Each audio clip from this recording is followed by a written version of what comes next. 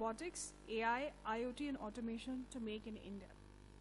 I'm pleased to welcome on stage our session chairman, Dr. Jitendra K, Director, FORE School of Management, and our speakers, Mr. Harish Mehra, Global Head and Industry Advisor, Industry 4.0, Tata Consultancy Services Ltd, Mr. Prabhakar Chaudhary, Managing Director, HAL Robotics, Mr. Kush Mishra, Chief Technology Officer, SenRa.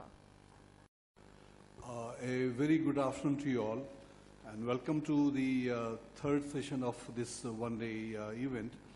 This is titled Role of Robotics, AI and Automation to Make in India. We have with us very eminent panelists, speakers. They are the dons in their own domain, the domain expert. In Mr. Harish Mehra, he is the Business and Solutions Head, Industry 4.0, Internet of Things at TCS. And he has been involved with things like smart manufacturing, solution space, and things in that direction. He's done a lot of things using Internet of Things, particularly in smart manufacturing service line. He has over 25 years of business management and consulting experience in plant automation, supply chain and manufacturing IT solutions across various industries and domains. He holds a senior management certification course from IIM Calcutta and a bachelor's degree in electrical engineering from the Faculty of Engineering, Dayal Educational Institute, Agra. Please welcome him with a round of applause. We also have with us Mr. Kush Mishra. He is the Chief Technology Officer in SenRa. He is an alumni, normally you say alumnus. The alumni is the wrong word here. He is the alumnus of IIT Roorkee 2009 batch and from ISB Hyderabad 2016. And he has over seven years of strong experience in product engineering and management. He has a rich exposure in hardware systems design, embedded software, IoT, M2M systems architecture, LE Bluetooth. I have heard of Bluetooth, but LE maybe tell us. Oh, okay. And wireless protocols, GSM, GPS, RTOS, LoRa, Python scripting, product management, business strategy, and marketing. Let's welcome him with a round of applause. And we also have with us Mr. Prabhakar Chaudhary. He is the Managing Director of HAL Robotics. It's pronounced HAL Robotics. He is in this field with a specific focus on IoT, AI, and robotics, and creating thinking machines. Mr. Chaudhary is responsible for the everyday functioning of HAL.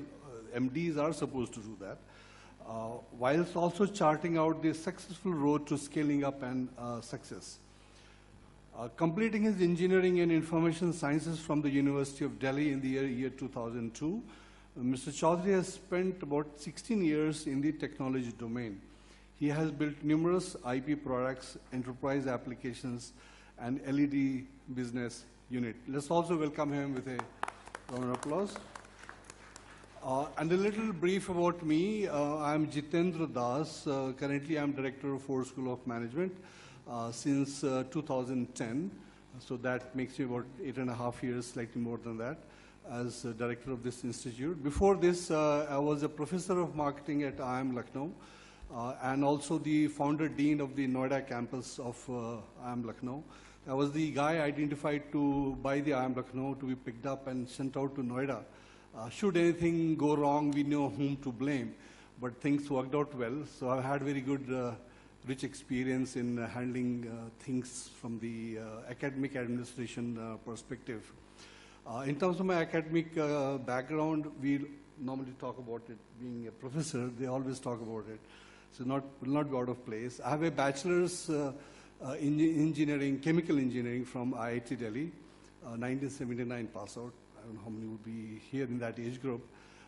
And then I worked in the industry, particularly in the urea plant on the shop floor because I was a chemical engineer.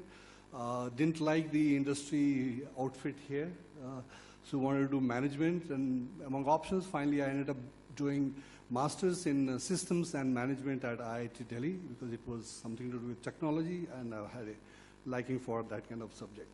After that, I joined Wipro Information Technology Limited in sales and marketing, which I found very exciting and interesting, more than the technology domain, because I felt a little bored when you do the tech job, and more exciting when you do a marketing job. So I enjoyed being with them, and then I shifted to academics way back in 1987, and then after being in academics for a couple of years, I didn't have a PhD at that point of time, so since I decided to stay on in academics, I had to do a PhD, and fortunately I got admission in the University of Toronto, Canada. So I did my PhD, came back to India.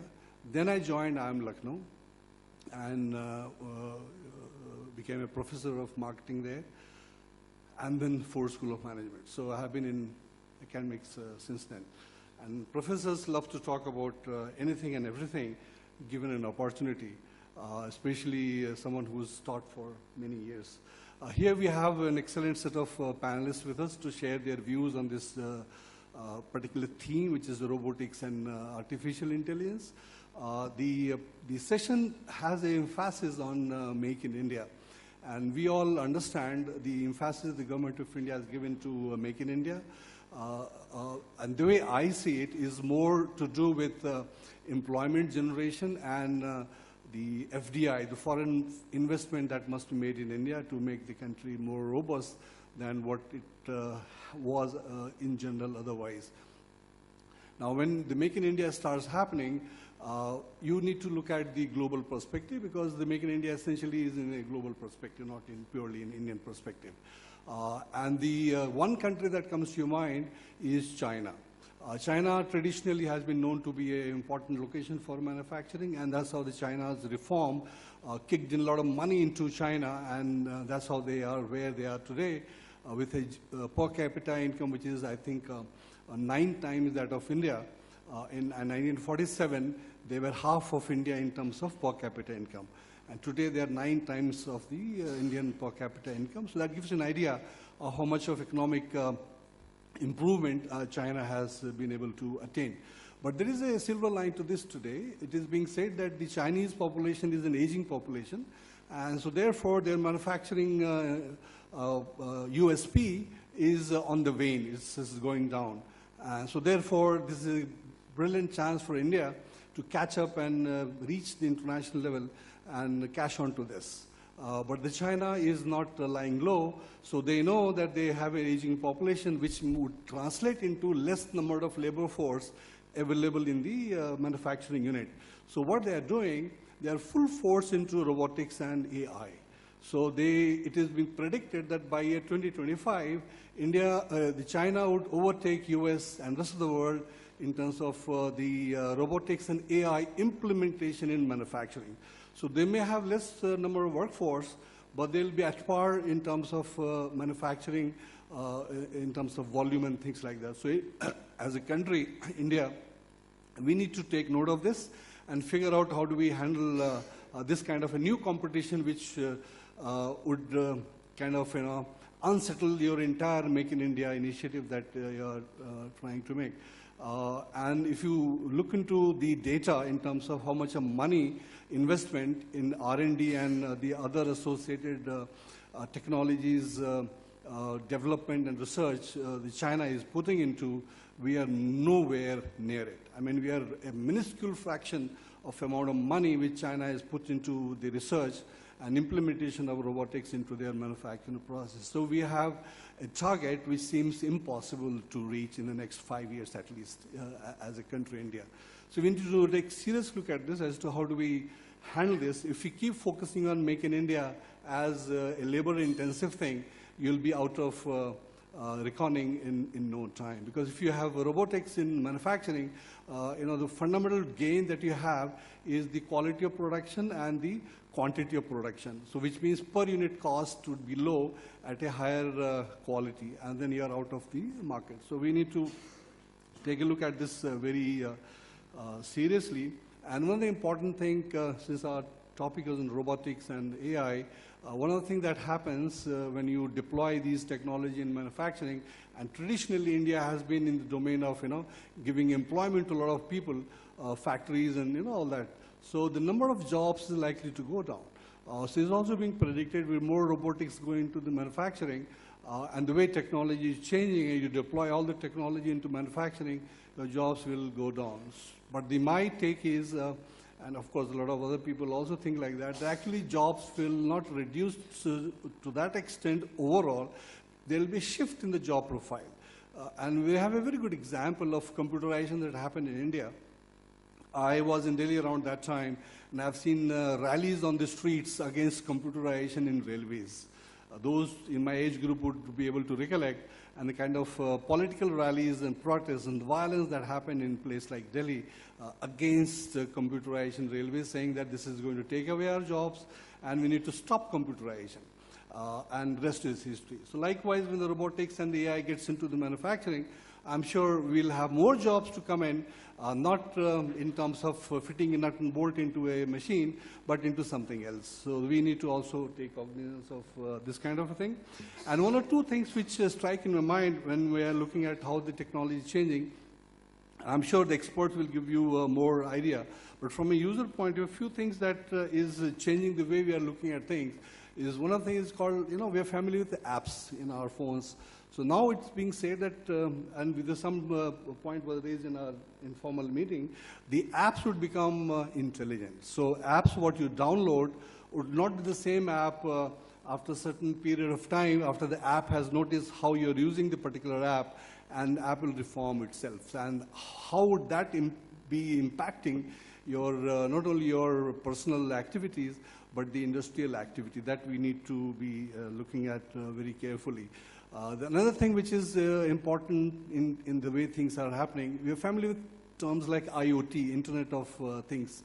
But what is being talked of now is intelligent things. That means things become intelligent on their own. There was a debate, there was actually a high-powered discussion in United Nations to prevent autonomous weapons to be deployed. Now, autonomous weapons means you fire the weapon and the weapon knows whom to shoot. So this weapon will be now hunting for that guy or device or target or wherever, and then this will destroy. So this is the technology which is almost there. Actually, it is there. So UN wanted to enact a global policy on this to prevent this from being deployed by countries, because if that weapon malfunctions, then you don't know who will get shot, right? So that's this bad part of it. But look at the useful part of it. Just to give you an example, you may have let's say a tractor, at home. You're a farmer, you have a tractor, it's parked in your garage, and then tractor on its own starts up, gets out, goes to the field, plows the land, comes back and gets itself parked into the garage. That's an autonomous garage. So autonomous tractor. So tractor is intelligent enough. So this is slightly radically different from the IoT that we're talking of. So it's like, intelligent things. And then, you can now figure out where all these kinds of things can get into our day-to-day life and operations. Things like, you may have heard of things like digital twin. Digital twin is, on a digital platform, you have a replica of a real thing. Like, for example, the IoT into your refrigerator is a IoT device in your refrigerator. We call this an IoT. You may have a replica of the entire fridge in your, let's say, on a screen, on your phone or wherever, and it has all record. Everything is being tracked and looked at, and it takes action. It can get connected to a service agent that something is malfunctioning, and you do things. So it's called digital twin, which is also being talked of very actively. And things like conversational platforms that we're familiar with, Google and Amazon having these smart assistants, and you can actually talk to them. And a lot of jokes came out of these kinds of things that has happened. But there's some alarming things that also happened. You might have heard about the Facebook, who tried to develop a chatbot, and they had two chatbots converse with each other. They were made to negotiate a particular business deal. And they had to stop this chatbot negotiation literally, physically, because they found that these two chatbots had invented their own language, and they were instructed to communicate in English language to negotiate, and the researchers were tracking the conversation to understand how these two intelligent beings, AI chatbot 1, AI chatbot 2, are negotiating. And then they found out that these guys ended up inventing their own language, and they're communicating and striking a deal. So they got kind of a bit scary, and they stopped the whole thing, and the whole thing is under review. So that's how things are changing in the world. I would not want to talk more about it, but quickly, we are familiar with virtual reality. Some of you in Delhi particularly would have experienced, go to a mall, you pay what, I think $50, 50 rupees or 200, 300 rupees. You sit in that box and give you that thing on your head and eyes, and you enjoy, VR. We are also talking of AR, augmented reality, which is it's slightly more than VR. So you are active, you are doing something. This is augmented reality. Now we are moving further up, and now the term that is being used is mixed reality, MR, where like for example, the Google Glass you have. You see a person, and the Google Glass tells you Mr. Chaturvedi and his profile and everything, and then you interact. When you're interacting, the Google is also advising you, don't ask him questions pertaining to religion. He's this kind of person, so stay away. But you talk to him about robotics, he's a nice guy, and so you change your conversation. So that's a mixed reality kind of thing which is happening. So I don't know how, where the world will go, how much we'll do ourselves, and how much the machine will tell us to do. Only time will tell. But now I'd like to invite our learned speakers. I'll go in the sequence which is given here. We'll have Mr. Harish Mehra, and I'll request each speaker to take about 10 minutes time, and then we'll have time for some kind of a Q&A with the audience. So over to Mr. Mehra.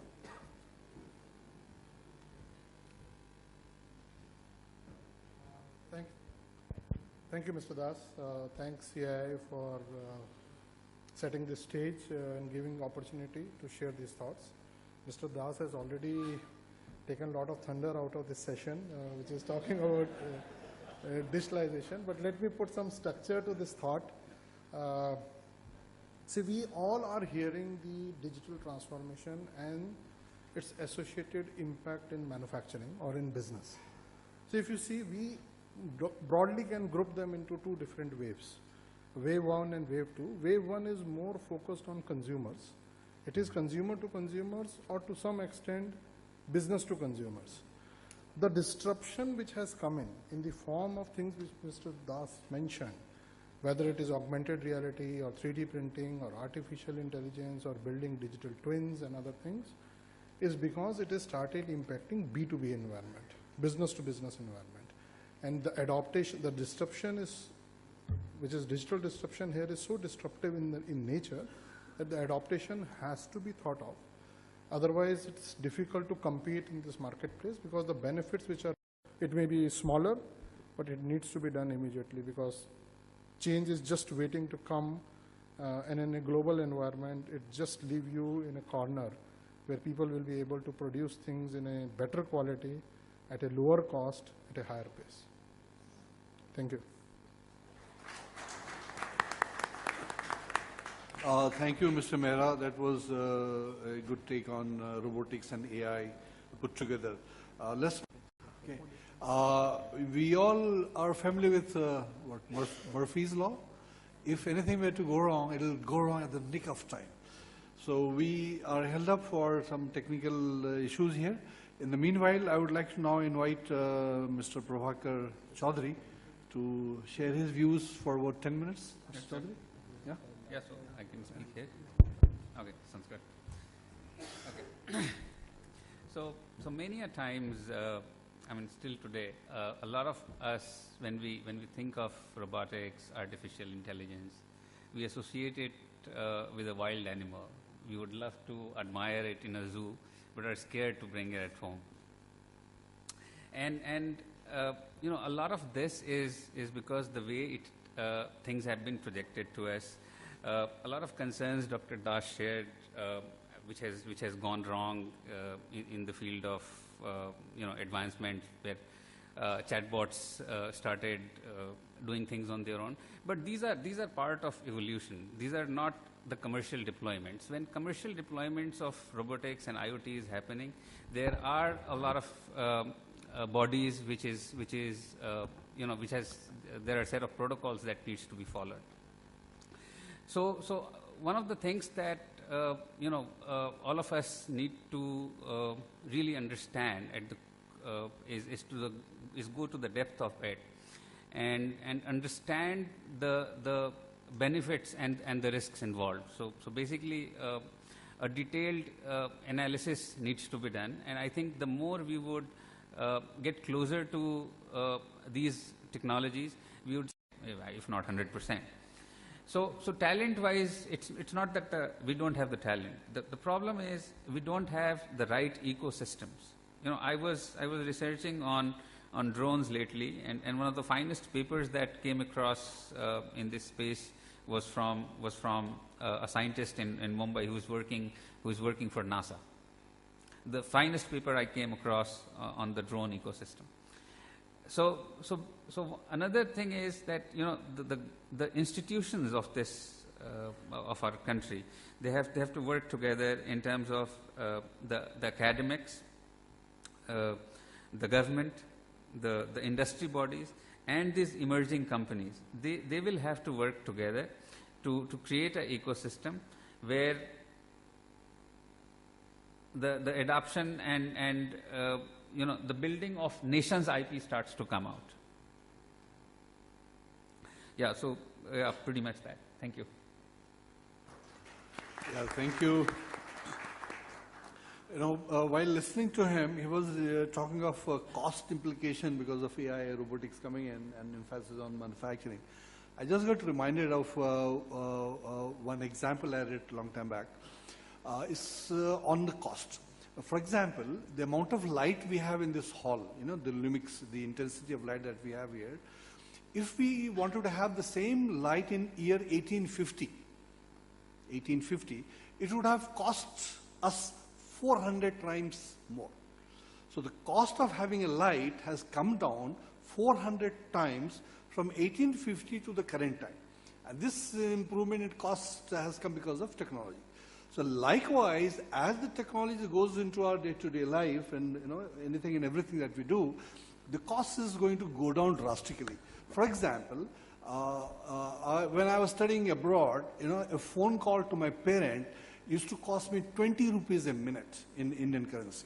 20 rupees a minute. You would be familiar with this. Today, cost is zero. You have a WhatsApp, Skype, not only audio call, you can do a video call, zero cost. This is where it has come down to. Now project this to another 20 years. What is likely to happen? What are the things which will cost you and what are the things will be having no cost to you? So I don't know to go into what will happen, but put your mind to this, and that's how the world is going to change. We are all familiar with this robot called Sophia, right? So it's human-like, talks, engages you in conversation. And I'm also able to recollect a movie called Artificial Intelligence by Steven Spielberg. If you have not seen that movie, if you have interest in robotics and AI, please, my recommendation is dig that movie out. It's there, freely available now, I think. Watch that movie. It's very interesting to see how the robots have taken over the society and what is happening to the world, okay? And there's a lot of sentimental emotions packed into this. This was actually a Super 8 movie. I think it came in year 2003, 2004, around that time. So I love these kinds of stuff, so I watched it twice. So watch that and have a broad understanding of where we might be heading to. We have a hotel in Singapore. I was actually staying there, and this guy, I ordered some drinks, in this, I guess. So when I called the room service, they said, you want the drink to be served in person, or we want you to send a robot to your room? I said, what? I said, we will send you the drink using a robot. And I looked at my friend. He said, robo. So we said, okay, robo. And you know what? In about 8 minutes' time, there was a ring on my door. And this I'm staying. It's a first-hand experience. And the ring goes, and I open the door. there's a trolley with a head kind of a thing, like the R2, that Star Wars, that robot, no, the dome kind of thing is there, and it speaks, says, please open the top. Okay, okay. So you just lift it, and you have the ring there. So it comes inside the room. It comes inside the room. For instance, let me in, please. So I go, okay, you go. And then this open the top, and you have the rings there. Lift the top, and once you have lifted, this knows that you have lifted. Says, kindly close it. Thank you. Have a nice ring, and goes back. And the door was shut, so this guy says, kindly open the door. So you open the door. So you saved one manpower, but then that's unemployment. But you need more robotics engineers there. And slightly on the side, I've heard people correcting others, damn it, don't call it robot, it's called robo, right? So I had like what? And then, you did some, read here and there. So don't be afraid of using the word robo or using the word robot with a T. British call it robo, Americans call it robot. So depending on where you have more affinity, you may want to use the word. Likewise, slightly on the lighter side, in India, we are very familiar with the buffet dinner, buffet. And I've heard people saying buffet dinner. I said, like what? Like, am I wrong? And is he wrong? And you can do a search these days very easily. So buffet is American style, buffet is British style. So depending on what you are, use the word robo or robot. Now let's quickly move over to our Mr. Mishra. Are you ready? Okay, perfect. So good afternoon, everyone. My name is Kush. I'm the Chief Technology Officer at SenRa. And thank you, Mr. Das, for the lovely introduction all the way from buffets to I was robotics. Time, so I was not very sure. So, yours, okay. Good diversity of information, right? So I'm a techie. I'm going to talk more about the technology aspects at AI, automation, and robotics. I have a 4-point agenda, basically. So who we are, what we do, who SenRa is, how the technology is now touching human lives, how these fancy buzzwords actually affect a human life, how against cellular and local LANs. The device ecosystem is going to bulge for IoT. This means a lot of data coming in, a lot of scope for AI and automation. And with that, I'd just like to conclude and leave you with that thought. So I'm open to any questions. Thank you, Mr. Mishra. Questions? You come here, please. We are actually running out of time, and we have been instructed we don't have time for questions. So we really need to close this. So we have had these the 3 learned speakers share their views on the robotics, AI, and these automation and how to help make in India. So, it's like, all I can say is we are aware that these technologies are getting into anything and everything. So you must stay tuned. Stay tuned to know what is happening if you are a user, and you need to keep looking forward if you are part of the developer or a manufacturer. The one biggest fallout of this is, in terms of humans, individuals getting monitored. So AI and robotics is being used to monitor human beings. So not only manufacturing, it will go into your day-to-day life, and we have already heard the story of Facebook and Cambridge Analytica, and you should also be aware of the social profiling being done by China, where the individuals are being rated, and if you are not a good guy, socially speaking, you would not be allowed to board an aircraft, things like that. So that's happening, and there was a book which we studied as our students, which is a mandatory compulsory book called The Brave New World, in which this is 1984, and it was predicted in that book, mid-50s or 60s it was written, that by 1984 world will be like that. But actually in 2020, the world is heading towards that, and in that book it said that there is a big brother watching you. The catch line was big brother watching you, so there is nothing called secrecy. Everything is known, everybody is aware, so operate accordingly. And if social profiling being done in India, done in China, you may want to say no to this, but the technology can be so overpowering, you may not escape this. So thank you very much for being with us this afternoon, and we would not want to hold you further between this session and the lunch. So thank you once again. And let's give a hand to our learned panelists who are here. Yeah? Thank you.